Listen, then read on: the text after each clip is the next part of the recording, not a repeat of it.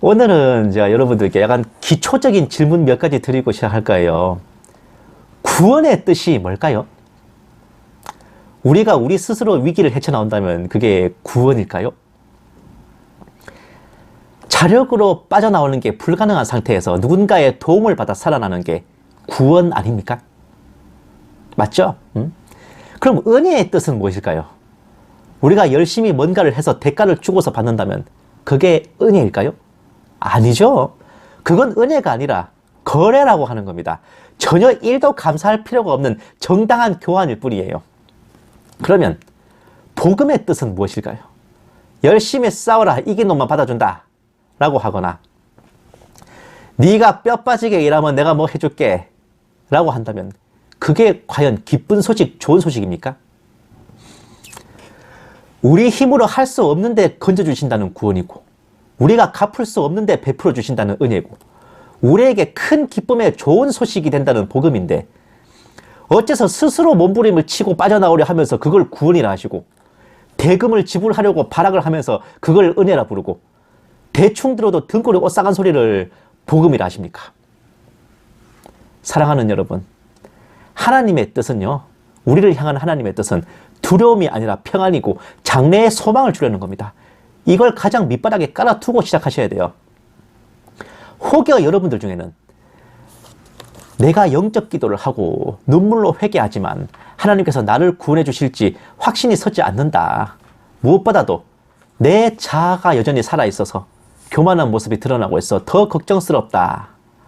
전도로 열매 맺음도 없고 가진 것들을 가난한 이웃들에게 나눠준 적도 없고 믿기 전에나 지금이나 적당하게 일상생활하며 지내고 있는데 이런 내가 구원받을 수 있는 것인가? 두렵고 떨리는 마음 가지신 분들 적지 않으실 줄로 압니다. 그런 분들께 주님의 이름으로 단언합니다. 그렇기 때문에 예수님께서 몸소 십자가를 지신 겁니다. 여러분이 그런 상태이기 때문에 주님께서 십자가를 지신 거예요. 우리 스스로 구원을 이룰 수 없으니 주님께서 대신해 주셨고, 우리가 값을 치를 수 없기에 값없이 은혜로 베푸셨고, 우리가 뭘 하지 않아도 받아 누릴 수 있기에 그것이 기쁜 소식이고 좋은 소식인 말 그대로 복음인 겁니다. 우리가 그렇고 그런 상태인 걸 주님께서는 다 아시고 십자가 지셨다고요. 아무리 너희 상태가 꼬롬해도 내가 십자가를 지면 너희 정도는 충분히 건질 것이라는 그 확신이 주님께는 있으셨던 겁니다. 관건은 우리가 그것을 믿느냐 못 믿느냐 하는 것이죠. 구원은요, 우리가 대금을 결제하고 구입하는 물건 아닙니다. 대등하게 거래를 해서 얻는 게 아니에요. 우리는 감히 아이 쇼핑도 못 해볼 초 VIP 전용 스페셜 상품이란 말입니다. 그것을 그저 값없이 옛다 선물이다 하고 주신 겁니다. 왜?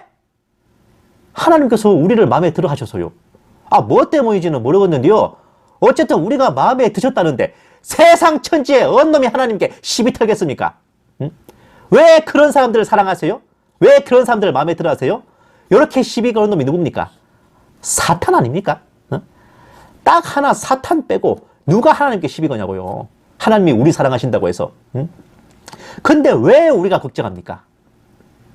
여러분, 내 자아가 죽지 않고 교만함이 드러난다고 걱정하시는데요. 자아는요, 죽는 게 아닙니다. 우리가 살려고 예수 믿지 죽으려고 예수 믿습니까?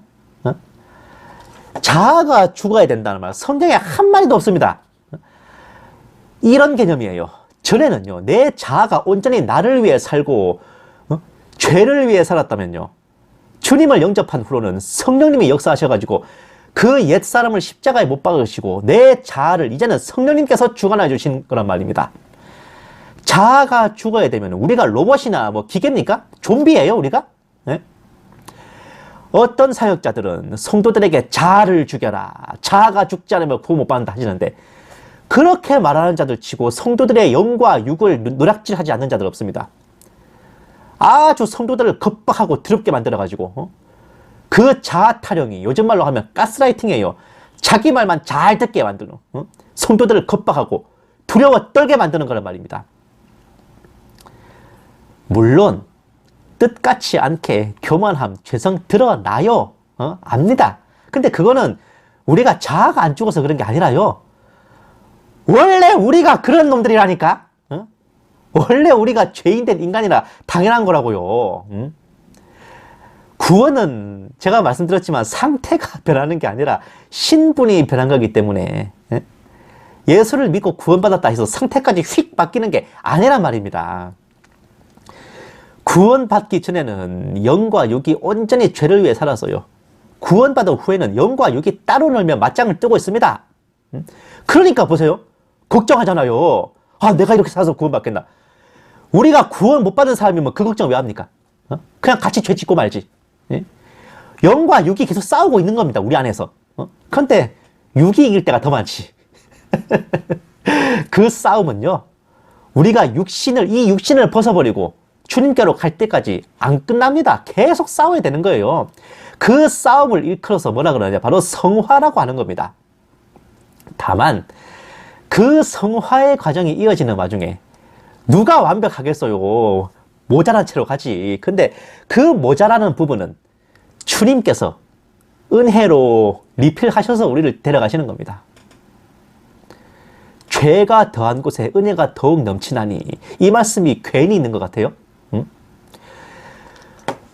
가야 될 길이 100m인데 우리가 한 10m 가다 자빠졌다. 주님이 90m를 오셔가지고 우리를 데려가십니다. 그게 바로 주님의 법이란 말입니다요. 뭐 전도의 열매가 없으니 내가 구원받았을까 걱정하세요?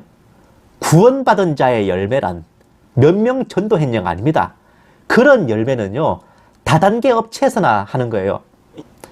믿는 자의 열매는 성령의 9가지 열매라는 겁니다. 자비, 충성, 희락, 양선 등등등. 모든 게 뭐냐? 내 인성과 성품의 변화입니다.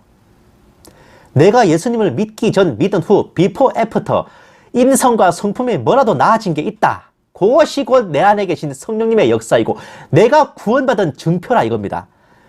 참 극단적인 예를 들어보면 내가 예수 믿기 전에 하루에 소주 한 병 먹다가 믿은 후에 반병 먹는다. 내가 예수님 믿기 전에 하루에 담배 한 갑 피다가 믿은 후에 반갑을 핀다. 그것이 구원의 열매인 줄 아시면 된다 이겁니다. 적당히 일상생활이나 보내고 있는데 구원 받겠는가 걱정하시죠? 여러분, 그러면 그 적당한 일상생활이 왜 죄라고 생각하십니까? 그게 왜 죄예요? 살아야지. 아니, 할 거 하고 살아야지. 아예 아담과 이브를 창조하실 때부터 생육하고 번성하라 하셨잖아요. 그 생육과 번성에 첨부된 사항들이 모두 그 적당한 일상생활입니다. 최초의 휴거자 에녹이 어땠어요? 하나님과 동행하면서 이 사람은 홍수는 물론이고 지상재림까지 다 미리 계시받았습니다. 근데 그 사람 뭐 했어요? 들림 받는 날까지 아들들과 딸들을 낳았잖아요. 아들들과 딸들을 낳을 정도면 부부 금슬 엄청 좋았겠지. 예? 그리고 낳은 아들, 딸들 키우려면 같이 육아도 빡세게 했을 것이고 먹여 살려면 나가서 직장생활 열심히 했겠지. 흡혈귀 같은 사장님한테 시달리고 집에 오면 정말 코끼리 같은 마누라랑 수달 같은 자식들한테 시달려가면서 그렇게 아주 적당한 일상생활을 누리고 살았을 거 아닙니까? 퇴근하고 오는 길에 정말 친구들하고 포장마차에서 반주 한 잔씩 기울이면서 아이고 내 인생 왜 이러나 가끔씩 이러고 살았겠지. 에? 안 그랬겠어요? 아주 적당한 일상생활을 누리고 살았다 이겁니다. 누가? 그 최초의 휴거자 에녹도요. 우리도 예수님을 믿고 영접한 후에 예배를 드리고 기도하면서 그렇게 일상생활을 살아가면 돼. 에? 그게 에녹처럼 하나님과 동행하는 거 아닙니까? 우리가 예수님을 영접하고 예수님을 믿었으면 그 이후로 우리가 살아가는 모든 삶이 하나님과 동행하는 삶인 줄 믿으시기 바랍니다. 오히려요, 적당한 일상생활을 포기하고 산속에 틀어박히고 기도원에 수도원에 틀어박혀서 일상과 격리된 생활을 하는 게 아주 대역죄인 줄 아셔야 됩니다. 하나님께서 우리에게 주신 무대, 우리가 활약하려고 보내신 장소가 어딥니까? 이 세상과 일상 아니에요. 이걸 등지고 떠나는 거는 엄청난 직무유기지. 이거는 하나님께 있지만 안 죽을 만큼 맞고 한 대 더 맞아야 돼, 진짜. 그렇게 하는 인간들은. 정말로 구원 못 받을 짓이 뭔 줄 아십니까? 우리가 삐리리 해서 구원받겠다. 뭐뭐뭐 해서 구원받겠다. 요딴 생각으로 살아가는 겁니다. 값없이 받는 구원, 얼마 주고 사시려고 그럽니까?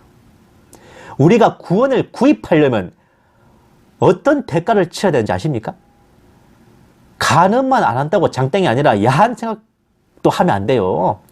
오른밤 맞으면 왼밤도 돌려대야 되고, 속옷 뺏기면 그 돈도 내줘야 되고, 오리를 끌려가면 심리를 같이 가져야 되고, 누가 뭐 달라면 다 내줘야 되고, 살인만 안 하면 되는 게 아니라 누구 욕만 하면 욕도 하면 안 되고, 응? 욕하고 야한 생각했으면은 살인하고 간음한 죄랑 똑같은 거예요. 눈으로 이상한 걸 봤으면 눈을 뽑아야 되고, 오른손으로 죄 지었으면 오른손을 자르고, 이렇게 해도 구원의 대가를 치르기에는 어린 택도 없다, 그겁니다. 산상수훈을 이상하게 해석하시는 분들 참 많으신데요. 산상수훈은요, 너희가 구원을 은혜로 안 받고 행위로 받으려면 어떤 짓을 해야 되는지 알려주마 라고 가르쳐 주신 겁니다. 이래도 구원의 가격이 궁금하십니까? 한번 사보실래요, 구원? 우리가 은혜로 받는 구원 한번 맞돈 주고 구매해 보실랍니까? 하나님과 구원을 놓고 거래하실 생각이 나시냐고요. 예? 사랑하는 여러분, 머리로는 알지만 마음이 안 따라주는 거 줘가지고 아직 확신이 없고 불안하고, 특히 나 자신의 행위를 내가 스스로 알잖아. 혹여 부족하지 않을까 고민하시는 거 압니다. 근데 여러분도 아는 걸 주님이 모르실까? 예? 어이, 주님은 우리 상태 모르실 것 같아요? 예수님은 어떠셨을 것 같아요? 예수님은요, 그분께서 택하신 우리를 구원하기 위해 십자가 앞에 서셨을 때 고민 안 하고 의심 안 하셨습니다. 그 고통의 십자가와 이 죄인들을 번갈아 보시면서 내가 저것들을 위해 십자가를 질 가치가 있나 고뇌하지 않으셨습니다. 기꺼이 그 잔 받으셨어요. 망설이지 않고 우리를 확신하신 채 골고다 언덕길 가셨습니다. 그 십자가 보혈로 우리를 능히 구원하리라 확신하셨고, 택함 받은 우리가 주님을 믿고 사랑하리라 확신하셨기에 주님께서는 그 못 박힘의 고통을 온전히 다 당하셨어요. 그거 아세요? 그 고통을 병아리 눈물만큼도 적게 받지 않으시려고 쓸개 탄 포도주도 안 드셨단 말입니다.